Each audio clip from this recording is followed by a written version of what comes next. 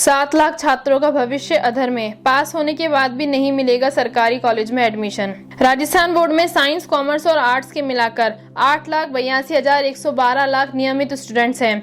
Corona के प्रकोप के चलते इस बार 12वीं के सभी स्टूडेंट्स को प्रमोट कर दिया गया है, जिससे कॉलेजों में एडमिशन लेने वालों की संख्या भी बहुत अधिक रहने का अनुमान है।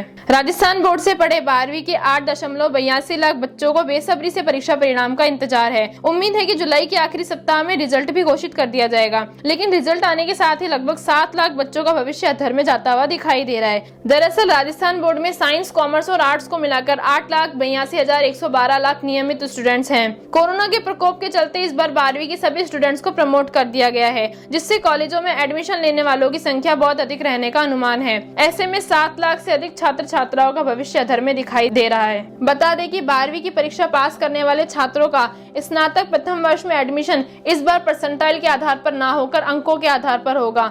इसके पीछे कोरोना के कारण सभी स्कूलों का प्रमोट होना है, जबकि इससे पहले छात्रों का स्नातक प्रथम वर्ष में एडमिशन परसेंटाइल के आधार पर ही होता आया है। 2021-22 सेशन के लिए कॉलेज आयुक्तालय ने प्रत्येक कॉलेज में ऑनलाइन एडमिशन प्रक्रिया के लिए 2 संकाय सदस्यों का नोडल अधिकारी को बनाने का निर्देश दिया है।